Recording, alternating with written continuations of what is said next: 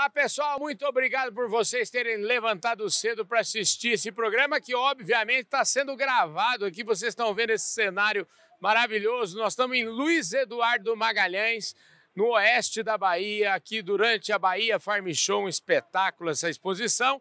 E aqui é o seguinte, esse lugar, gente, é maravilhoso, que a agricultura aqui é um negócio extraordinário. Eu realmente fiquei emocionado de ver o que está acontecendo, o que está rolando aqui. E aqui é o seguinte, aqui é a terra da agricultura irrigada, rapaz. Aqui a gente sai ali, quando sai da divisa de Goiás e anda 200 quilômetros para chegar aqui, tem agricultura dos dois lados, e aqui tem um aquífero gigantesco aqui embaixo dos nossos pés. Então eu tenho falado muito de irrigação. Vocês viram aí, domingo passado nós falamos de energia solar, ajudando também na irrigação. E esse domingo agora, Deus me ajuda, uma barbaridade. A gente está sempre encontrando as pessoas boas no meu caminho. Aqui do meu lado hoje eu tenho a honra de receber o Linneu Neiva Rodrigues. O Linneu é um pesquisador da Embrapa, um cara que estudou uma barbaridade, ele vai contar toda a trajetória dele para nós. Hoje também ele é o chefe-geral adjunto aqui da Embrapa Cerrados. Olha, obrigado pela sua presença aqui, viu, Linneu? Prazer, Carlão, falar com você. Primeira vez, né? Sempre tem uma primeira vez. Muito sempre, obrigado. Mas aqui, primeira vez, nego volta sempre. Sempre, é um prazer. Pode contar comigo, sempre precisar, vamos conversar. Maravilha. Escuta, vamos começar do começo. Já dei uma leve introdução aqui do seu currículo, mas ninguém nasce chefe, pesquisador. Eu sempre digo que todo mundo tem uma história bacana para contar e eu queria saber da sua história em primeiro lugar. Mas bem, vai lá para trás, vai no comecinho, não tem dó não. Tá bom? Vou lá para trás, mas vou ser sucinto, né? Uhum. O mais importante, como eu te falei, é que o chefe é temporário. Eu sou pesquisador. O que eu gosto de fazer mesmo é fazer pesquisa. Então, meu pai era do Banco Brasil, eu cresci lá, comecei lá em Unaí, ele rodou Minas Gerais, de Unaí fui para João Pinheiro. Então, eu sou um mineiro, comedor de pão de queijo, conheço bem a região. Aí, dessa minha experiência do meu pai com a agricultura, comecei a gostar do tema. E fui fazer engenharia agrícola lá em Lavras, naquela época. Tive uma iniciação científica, trabalhei com carneiro hidráulico alternativo, tentando aí sempre ajudar o pequeno produtor. Depois fui para Viçosa, onde fiz mestrado, fiz doutorado, e fui para um pós-doutorado nos Estados Unidos, lá em Nebraska, que foi muito decisivo e importante na minha vida esse pós-doutorado. E naquela oportunidade, 2001, a Embrapa abriu o concurso e eu decidi, na época, voltar. Voltei, fiz o concurso na Embrapa, passei desde 2002, eu fui contratado e desde 2002 eu sou pesquisador na área de recursos hídricos e irrigação da Embrapa Cerrados, que é a Embrapa, que é o centro da Embrapa que desenvolve tecnologia para o bioma Cerrados, que é esse bioma que nós estamos aqui, que representa 24% do nosso território, é aqui onde a agricultura cresce, a agricultura é forte, tem os grandes desafios da nossa agricultura, né? Então, daí eu comecei toda essa trajetória minha de pesquisa, que na nossa conversa aqui eu vou falar um pouco mais sobre ela com você. Outro dia falei com o Trabuco, o presidente do Bradesco, o presidente do conselho do Bradesco, na verdade, e ele estava dizendo assim, né? Ele fez a seguinte analogia: se as cidades acabarem e o campo sobreviver, as cidades renascerão. Mas se o campo acabar e as cidades sobreviver, as cidades vão perecer, porque sem o campo a gente não consegue sobreviver. Exatamente. É aqui, principalmente um país como o Brasil. Nós temos que reconhecer isso, e os jovens nossos têm que entender isso. Essa geração que vai nos substituir.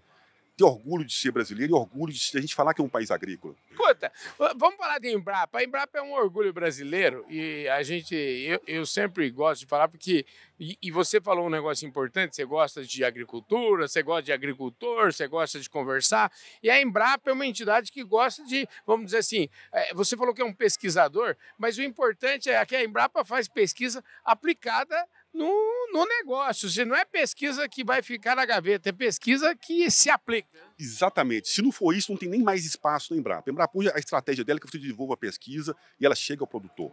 Isso é fundamental. E o mais importante, toda vez que eu pego um Uber, que eu estou no hotel, eu pergunto para a pessoa: você conhece a Embrapa? É uma empresa pública, ela é nossa. Então ela tem que desenvolver tecnologia realmente para a nossa população. E ela faz isso muito bem. Lógico que tem as parceiras, ninguém faz nada sozinho, Carlão.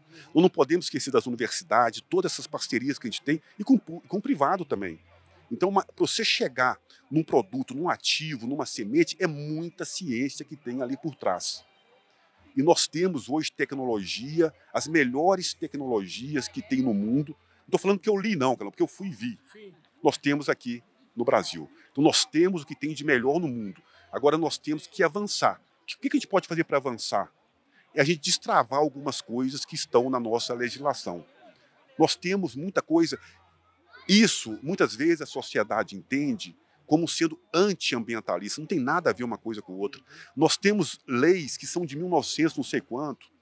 Hoje nós temos ferramentas para fazer leis melhores, ter dados melhores. Nós temos muita duplicidade. Agora você é um pesquisador diferente, né? Porque é um pesquisador que está falando aqui de política, está falando de coisa que precisa mudar lei. Então, na verdade, nós estamos falando de a solução para muitas coisas não depende da tecnologia, não depende depende de destravar a lei. Não adianta ter, a tecnologia já tem, já está dominada, mas a lei não deixa a gente fazer. Exatamente. E no destravar está a pesquisa. A gente ajuda com isso na pesquisa.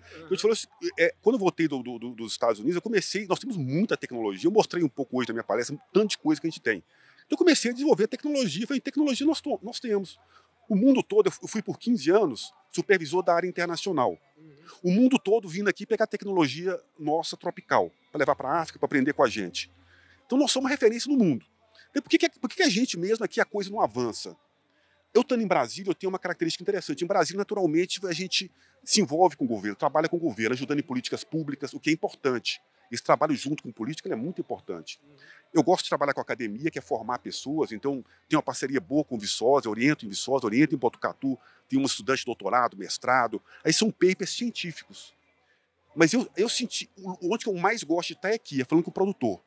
Nesses 2 últimos meses eu rodei o Brasil todo, eu fui lá para o sul, fui para o Tocantins, vim aqui, rodei esse Brasil falando com o produtor, porque é aí que a gente aprende. É aqui que a gente aprende o que está sendo feito. Aí você leva a pesquisa para você aperfeiçoar. Então eu senti, nós só precisamos ajudar a destravar algumas coisas. Vou te dar um exemplo, Carlão. Imagina que você tem um carro. E para você rodar nesse carro, você precisa de tirar 2 IPVAs. Você é um cara bem sucedido na sua área, graças a Deus. Você consegue pagar R$1.000 de IPVA, você pagou 2. Mas vamos supor que um desses IPVAs vai gastar 10 anos para sair. Seu carro vai ficar 10 anos na garagem esperando? Não pode, você vai andar com ele na ilegalidade. A pessoa na ilegalidade ela é ineficiente por natureza. Então nós temos que trazer o nosso agricultor para a legalidade. O que é ilegal tem que se corrigir. Ninguém está defendendo a ilegalidade. Nós temos que cumprir o que a lei está posta. Mas nós temos que trabalhar para aperfeiçoar e melhorar a nossa legislação. E isso a gente faz. Isso a Embrapa também ajuda a fazer isso. E você, agora, falando em ajudar, né? Você, em vez de só partir por fazer o discurso, porque eu sempre digo o seguinte, é muito fácil fazer discurso, né? Eu falo sempre, uma palavra está na moda, falar de sustentabilidade, falar de centralidade do cliente, falar de uma série de coisas que está na moda e sai fácil da nossa boca. O que é mais difícil é implementar tudo isso, é fazer isso tudo acontecer. E você parece que botou a mão na massa e reuniu uma turma aí para fazer essas coisas acontecerem e deu até um nome para isso. Como é que chama? É rede de... Como é que fala aí? Aí, Carlão, aquele negócio, você está no domingo lá, parece que não tem nada para fazer, né? Estava no domingo, abri uma Heineken lá, tomando uma cerveja. Falei, pô, mas isso, o que eu posso fazer para destravar, para ajudar a gente a ser mais eficiente nisso? Precisamos de unir o setor de forma estratégica. Não operacional. Operacional tem muita gente, tem uma série de professores, de pesquisadores que ajudam, mas pessoas estratégicas. E aí eu criei a RENAI, que é a Rede Nacional dos Gigantes. Convidei alguns players importantes, hoje nós temos 80 players, para fazer parte dessa rede. E como é que ela é organizada? Primeiro eu comecei com as associações de irrigação. A IBA, por exemplo, faz parte. Então são 13 associações pelo Brasil que faz parte da rede. Aí depois eu peguei os polos, que é uma iniciativa excelente do Ministério do Desenvolvimento Regional. São os polos de irrigação. Aí criamos os polos, são 7 polos de irrigação.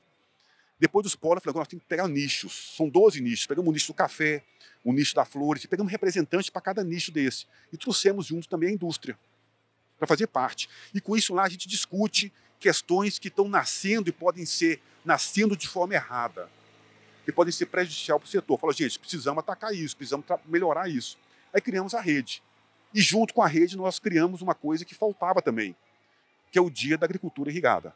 Aí criamos lá pro dia 15, aí perguntaram, Lineu, por que dia 15? Eu fui brincar, né? Gosto muito de brincar, mas às vezes tem que tomar cuidado com a brincadeira. Eu falei, porque é meu aniversário dia 15. Aí o pessoal, não, mas não pode, eu estou brincando, meu aniversário é em setembro. Dia 15, porque nós temos o dia do o meio ambiente, que é uma semana anterior, e eu pensei numa data que fosse não tão seco, para o pessoal também não estar criticando demais, mas não tão chuvoso. Porque antigamente comemorava-se junto com o dia da água. Sim. Mas ali no meio a irrigação ficava difusa e era sempre o patinho feio da coisa. Então vamos criar um dia da agricultura irrigada para a gente falar bem dessa tecnologia que vai ser fundamental para produzir alimento para o mundo. Porque ela traz estabilidade na produção, aumento de produção, ela traz efetividade, produtos de melhor qualidade, emprego, desenvolvimento social e contribui para o ambiente.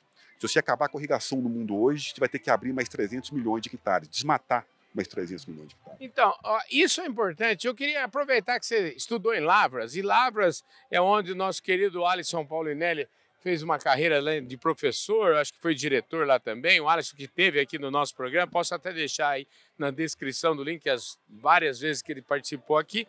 O Alisson, a gente está aí desde o ano passado concorrendo ao Prêmio Nobel da Paz, não ganhou no ano passado, mas vai concorrer de novo esse ano. E eu dizia para o Roberto Rodrigues, quando ele apresentou, eu sempre falei, Roberto, o negócio é o seguinte, o Alisson, eu acho que ele merece o Prêmio Nobel olhando no retrovisor, por tudo que ele já fez. Mas ele merece um outro Prêmio Nobel pelo que ele tem dito que a agricultura brasileira vai... qual é o papel da agricultura brasileira no futuro, né? E ao falar do papel, ele fala, gente, o nosso futuro é muito maior. A gente já teve um papel maravilhoso, você sabe disso, a Embrapa escreveu essa história junto com todo mundo que você já falou, mas o nosso futuro é muito maior pela frente, ou seja, a gente tem um futuro muito mais brilhante ainda pela frente. E todas essas tecnologias vão ajudar a gente, e ele diz, um dos pilares dessa transformação, sem dúvida nenhuma, é a irrigação. Daqui para frente você fala, né? Fundamental, assim, eu tenho que falar do Alisson, assim, é aquela pessoa que é unanimidade, né? Uhum. O que a gente tem hoje de agricultura e o que ele trouxe para o Brasil realmente é impagável. Eu tive a oportunidade, o Alisson ele tem uma fazenda na cidade que meu pai morava, chama Baldim. Então eu tive a oportunidade assim, de algumas vezes encontrar com ele, uma pessoa humilde, de uma simplicidade e um visionário. Né? A visão que ele tem não só da irrigação, você conversa com o Alisson, ele fala de tudo. Sim. Ele fala de uma coisa, por exemplo, de coisas que poucas pessoas falam e esquecem de falar quando está falando de água. Recarga, preservar a área de recargas à nascente. Isso é fundamental. Então, a irrigação, Carlão, ela é a tecnologia, eu costumo dizer, que ela é o link que faltava para a gente resolver essa questão da fome no mundo. Tem alguns estudiosos que falam que nós já temos alimento no mundo suficiente, que o problema de alimento não é de quantidade, mas sim de distribuição econômica. Hoje pode até ser. Eu tenho uma palestra de 4 horas que eu dou para explicar que isso não é tão simples assim. Que nós vamos ter muitos desafios no futuro que vão nos obrigar a produzir mais alimento. E para você solucionar essa questão da fome no mundo, nós temos que produzir quantidade suficiente. Essa questão da globalização, o alimento muitas vezes que é produzido nessa região, você pode ter bolsões de pobreza aqui, esse alimento tem para fora. Nós vamos ter questão de mudança climática. A agricultura hoje é multifuncional.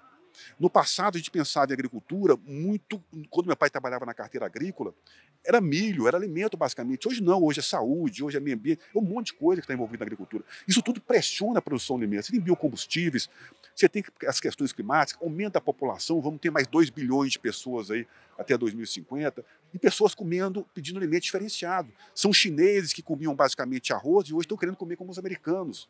Isso tudo aí vai pressionar cada vez mais a agricultura para a gente produzir mais, para a gente ser mais eficiente. Isso só vamos conseguir ser eficientes se a gente conseguir inovar.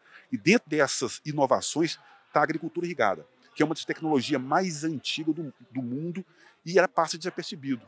Se você for para o campo e perguntar para a pessoa quais as tecnologias que você tem aqui, ele vai ter uma irrigação localizada, um pivô, qualquer irrigação, mas ele nunca vai citar a irrigação como uma tecnologia. Ele vai citar drone, ele vai citar um monte de outras coisas. Mas a irrigação passa desapercebido, de tão antiga que ela é. Mas esse negócio que fazia, eu passei um Réveillon nos anos 90 aí, a bordo num barco lá no Rio Nilo. E a gente vê aquelas cheias do Nilo que ia para lá, que não deixa de ser uma irrigação, né? Então ali começou naquela região, todo aquele tirar canais para levar. Por quê? Porque desde aquela época essa variabilidade climática sempre existiu. Sim. Mas agora ela está aumentando, então a chuva é o gargalo. Tem ano que chove muito. Um dia, uma vez, Carlão, o repórter me perguntou, mas a agricultura irrigada, tira toda a água do rio. Eu falei, não tira, gente. A gente usa menos de 1%. Se você somar todas as águas dos nossos rios, a gente tem mais 280 mil metros cúbicos de água circulando nos rios aí. A gente usa menos de 1% disso, dessa água de rio, né? E a agricultura irrigada, então, ela traz uma série de outros, ela agrega uma série de outros benefícios, mas o que eu mais gosto, Carlão, disso é ela trazer essa estabilidade na produção de alimento. Então, é uma tecnologia fantástica, e para essa questão de alimento, eu acho que não vai ter como a gente resolver isso sem agricultura irrigada. Ela intensifica a produção. Você pode multiplicar por 3 ou 6 vezes a sua produção, você reduz o desmatamento. Então, ela tem coisa, nós temos que trabalhar agora, equacionar isso. A Agência Nacional de Águas, num relatório, falou que até 2040, se não me engano, a gente vai crescer mais 4 milhões de hectares. Eu tenho um estudo que eu faço uma projeção que para crescer 3 milhões, nós vamos até 2050. Nós temos um potencial de 55 milhões de hectares. O país tem mais potencial para crescer de forma sustentável. A agricultura irrigada e trazer desenvolvimento, qualidade de vida para as pessoas. É isso que nós temos que trabalhar. Agora, eu queria voltar numa questão que eu acho que, no fundo, eu já discuti bastante de irrigação aqui, gente que já deu aula, você mesmo acabou de falar, operacionalmente, está cheio de gente que entende muito do negócio, mas eu queria voltar um pouquinho, né? Eu que você, vamos dizer assim, tentar organizar esse pensamento da rede e saber se a rede já mapeou quais são os nossos problemas em relação à legislação. Nós temos um documento que eu vou te passar. Nós mandamos no ano passado, a gente faz uma reunião presencial, que a gente sempre entrega uma carta para o governo, aberta da rede do governo, mostrando onde estão esses problemas. Por que eles têm que ser trabalhados? Mas de forma clara, Carlão, aqui nós não podemos polarizar essa questão. É contra ou é a favor. Nós temos que mostrar dados, é importante. Né? Aqui nós temos, para produzir alimento, precisa de água, não tem segredo, isso não tem ainda mágica. Né? Você me fala, em umas conversas que eu estava falando, gente, na minha opinião, o uso da água para produzir alimento tinha que ser uso prioritário. E tinha que ter uma política de Estado onde se envolve produção de alimento e energia. Não tem como fugir disso, né? Isso aí tem que andar junto. Agora, tem pessoas que acham normal você utilizar água, por exemplo, para um jardim grande. Eu prefiro a água para produzir alimento. Então, nós não podemos estar nesse embate, né? Então, nós temos isso mapeado. Os PLs que estão aí, que a gente precisa destravar. Nós temos, vou te dar um exemplo, a questão da água é muito temporal. Chove muito no Brasil, de maneira geral, né? Aqui, por exemplo, vai chover 1.200, 1.300 milímetros, mas chove numa parte do ano. O resto dessa água passa e vai embora. Mais ou menos 95% dessa água vai embora. Vão para os oceanos, vai passando e vai descendo, vão para os oceanos. A gente tem que utilizar mais essa água para gerar valor econômico, né?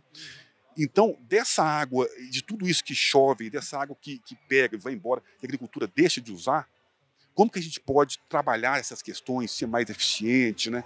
E conduzir, né, esse trabalho da irrigação de uma forma a gerar desenvolvimento? A palavra-chave chama-se barragens, pequenas barragens. Mas hoje a gente não pode construir barragens, porque estão em área de APP. É justo ter área de APP, mas tem alguns casos como esse que a gente tem que segurar a água mais aqui. Porque senão ela vai embora. E quando a gente precisa dela, não tem. São casos como esse que a gente tem que trabalhar, entender e discutir sem polarizar a questão.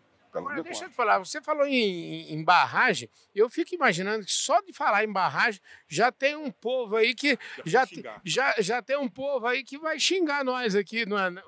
Vai, já vou receber e-mail de barragem, tem gente que é contra e é contra por ser contra. Eu sou contra porque eu sou contra, né? Mas não pode, é uma infraestrutura importante, é estratégica, lógico que a gente tem que pensar como utilizar da melhor forma, a gente tem que trabalhar essas questões e trazer isso, cara, como você faz. Com dados. Sempre quando hoje eu trabalho que eu mostro os meus dados, eu mostro de onde vem, onde está publicado. Vamos fazer isso, porque aí acho que a gente destrava nessas questões. E uma questão que para o desenvolvimento não depende muito do produtor. São questões legais. Eu não conheço nenhum produtor sério que é contra o meio ambiente. Só que nós estamos numa fase de adaptação ainda. Nós estamos em 20, 25 anos. Nessa fase aí de quando você tinha que desmatar para produzir e quando você não podia mais, que você tinha que ser mais eficiente. Então é isso que a gente tem que trabalhar. mas trabalhar de forma juntos. Não tem como a gente dividir. Não tem como você dividir energia, água e alimento. Esse nexus, né? Isso é importante. Não adianta você brigar com a água, o alimento brigar com a energia, porque para você irrigar você precisa dos dois. Então a gente tem que trabalhar nessa questão. Isso é uma questão de Estado. Tem que trabalhar nisso. Em falar de energia, eu escutei uma conversa e parece que o povo está querendo taxar agora, porque energia solar me parece que é uma saída interessante, um negócio, eu até gostaria de te ouvir sobre isso. E nós até falamos de energia solar domingo passado aqui no programa. Mas parece que estão querendo taxar o sol. Como é que é essa história aí? Tem isso mesmo. Sempre acontece. Eu vou te contar isso, vou falar da água da chuva. Se eu esquecer, você me relembra aqui. Porque a energia, assim, a justificativa é que tem a linha de transmissão, que você joga, você usa a infraestrutura, né? Então tem esses debates e eu acho que tem que chegar num consenso. Eu acredito que energia é um gargalo, nós temos que ter uma matriz energética no Brasil, não pode ser só matriz hídrica, porque é muito variável, então a gente fica nessa dependência. Mas nós temos que criar as estruturas, nós temos que criar legislações fortes e estudar para a gente ver como é que a gente faz. Igual a água da chuva. Em Brasília o pessoal captou a água da chuva e o pessoal queria cobrar, porque usava para o jardim, usava na máquina, e o resto que jogava utilizava os canais de esgoto, né? Então o pessoal quer cobrar por isso. É razoável, não é? Então nós temos que discutir essas questões. Eu estive lá na Olambra agora nas flores. Que fantástico! Depois que eu fiquei lá em Olambra 2 dias, eu falei, gente, vamos criar um selo para as flores. Lá eles captam a água da chuva, colocam em poços, usa na irrigação, tudo permeável, reutiliza essa água na irrigação, tudo reutilizável. Olha que coisa fantástica. Então esse Brasil nosso tem muita coisa na agricultura que a gente não fala. Eu até entendo muitas vezes a nossa sociedade urbana de não conhecer, porque a gente fala pouco. É difícil ter uma pessoa como você que fala de uma forma descontraída, que leva de uma forma... É sempre a pessoa carrancuda. A pessoa está sempre carrancuda, está sempre ali brava. Não, nós temos que levar uma coisa mais flexível, né? Na verdade, eu sempre digo isso para o pessoal, falo mesmo aqui no nosso negócio. Eu já cansei dessa conversa de que...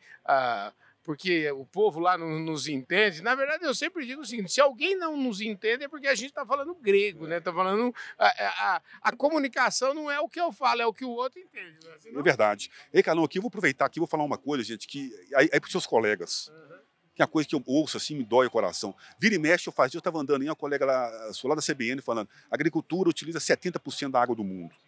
O mundo tem água demais, gente. É menos de 1% da água. Esse 70%, esse número mágico que tem, é do que é retirado. A gente retira menos de 1%, somando tudo. Tá? Você desenha isso para o povo entender facinho. Né? Porque eu sou crítico, eu sou muito crítico. Eu sou crítico da imprensa de uma forma geral. Mas eu queria entender assim, desenha isso para nós. Por que o povo fala 70% e você fala 1%? Porque eles pegam esse 70%, pegam esse número, aí a pessoa não lê e fala que é 70%, isso traz confusão. Se a gente pegar os oceanos, né, 71% da nossa superfície são água, são os mares, oceanos, e que é quem coordena, é quem demanda o clima, quem evaporação, que o pessoal fala que é floresta, né? Não é, são os mares. A floresta é importante, tem o seu papel, mas então, isso que a gente tem que ver. Então o pessoal pega esse número aí, joga e fala errado, mas não é 70% da água que tem no mundo, gente. O mundo tem muita água. É 70% daquilo que é retirado. No Brasil, a gente retira mais ou menos 2.000 metros cúbicos por segundo. Esse 2.000 dá menos de 1% que a gente tem em rios. É isso aí. Entendeu? É menos de 1%. Não é da água do mundo, é do que é retirado. Eu sempre digo assim, as coisas boas... Você vê uma palestra sua, você fala assim, mas por que 100% não usa irrigação? Porque é tudo muito bom. Eu falo assim, eu tenho vários clientes meus que falam dos seus produtos maravilhosos. Eu falo, mas pô, isso aí, por que não está em todo lugar? No PowerPoint as coisas são muito perfeitas. Como é que é o mundo real aqui? Por que você acha que a gente ainda tem uma taxa muito baixa de adoção dessa tecnologia? No Brasil a gente tem 8,2 milhões, é 3% da nossa área plantada. Quem mais irriga no mundo é a China, com 29%. A gente irriga 7% que a China irriga. Então por quê? Né? Quando eu voltei dos Estados Unidos em 2014, eu fiz essa pergunta para os produtores. Tive várias respostas. Uma resposta, você mudar para a irrigação é muito mais intensiva no uso dos insumos. Então tem muita gente que tem resistência, você sair daquela dinâmica que você tem e entrar numa dinâmica de irrigação. Que ela é muito mais vigorosa, né, vamos dizer assim. Esse é um ponto. O outro ponto é a dificuldade que você tem, por exemplo, energia. Você não tem energia, você tem energia de má qualidade. Você pega um empresário aí, que ele está disposto a investir no sistema de irrigação. Ele tem que abrir ele vai abrir a própria rodovia dele, a estrada dele, ele vai ter que pôr energia para sustentar os equipamentos, mas no fundo não vai ter energia de qualidade. Então nós temos alguns entraves de infraestrutura que dificulta. E depois vem os entraves legais. Tem uns que estão corretos e tem outros que têm que ser revisitados e melhorados. Tá?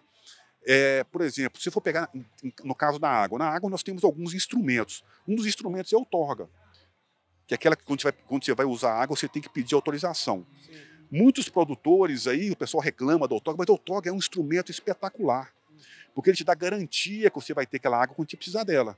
Ela reduz o risco. Agora tem um outro instrumento que se chama cobrança. Esse é importante, mas eu fico um pé atrás dele, porque tem que saber quando e como. Ele tem que ser muito bem estruturado. Então essas coisas, Carlão, que a gente tem que conversar sem polarizar, conversar tecnicamente. E é isso que eu faço, isso eu gosto de fazer. E eu gosto de fazer também comunicar. Porque tem uma pessoa, que não sei se você conhece, que eu gosto muito, chama Fernando Barros. Fernando Barros, ele traz muito essa questão de você trazer informação de uma forma mais que a sociedade, né, possa entender. Ele usa um termo para isso. E como você faz também, está de parabéns pelo seu programa.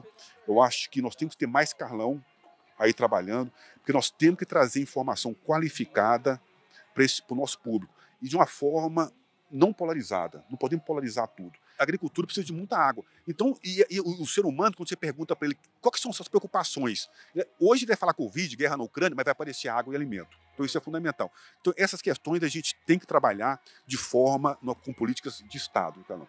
E trazer informação qualificada para a sociedade entender isso. Se você me perguntar quanto de água que nós vamos ter que usar, você fala assim, quanto de alimento que a gente precisa, quanto de alimento o Brasil quer produzir, que eu te falo quanto de água a gente precisa. É uma matemática simples. Maravilha. Ô, Lineu, show de bola. Infelizmente, a gente já passou aqui, nós estamos nos descontos do nosso programa. Eu queria agradecer muito. Aqui atrás a gente tem até um cartaz aqui, orgulhosamente irrigante. O povo aqui fala muito de irrigação, eu adorei falar sobre esse tema, adorei saber, ainda... eu confesso, eu sou bastante ignorante nesse assunto e a primeira coisa para a gente começar a aprender é admitir a ignorância, né? É verdade. A gente aprender, como eu estou fazendo aqui agora. Hoje eu aprendi muito aqui, rodando, conversando com o produtor. Eu tive lá no Tocantins, fiz umas simulações para o Tocantins sobre soja, porque a gente planta soja na minha região lá em novembro. Tocantins eles plantam agora. E eu não sabia que tinha um vazio sanitário. Então, no lugar que você vai, você está aprendendo. Ou aprender, você tem que ser humilde e aprender. Como eu estou aprendendo com você aqui agora na comunicação, como comunicar melhor de uma forma mais tranquila. E obrigado. Como eu aprendi muito sobre irrigação, sobre política, parabéns por esse trabalho. Vamos recapitular aqui como é que chama a rede? RENAI, Rede Nacional de Irrigantes. Rede Nacional de Irrigantes. Já tem, se a gente quiser ver alguma coisa, tem Instagram, tem alguma coisa da rede? Aí, não, estão montando agora toda essa questão oficial, mas eu vou te mandar o logo e o Dia da Agricultura Irrigada, dia 15. No seu programa lá, lembra disso, dia 15/6, Dia da Agricultura Irrigada. Dia 15 de junho, que é quarta-feira agora, o dia é Dia da Agricultura Irrigada. Exatamente. Mas devia chamar assim, Dia Internacional da Agricultura Irrigada. Poderia também. Querido, obrigado. Viu? Muito obrigado, Carlão. Parabéns aí pelo trabalho e sucesso. Maravilha, gente. É isso aí, gente. Obrigado pela sua audiência. Domingão do Carlão vai ficando por aqui. Acompanhe o nosso trabalho em todas as redes sociais, aqui mesmo no canal do Boi, de segunda a sexta, às 16h30, todo dia.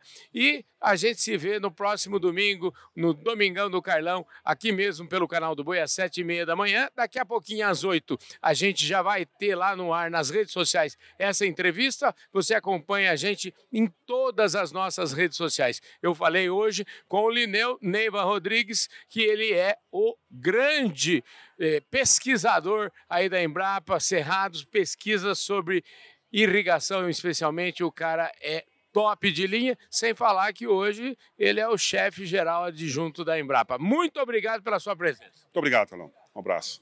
É isso aí. Fui, gente. Valeu!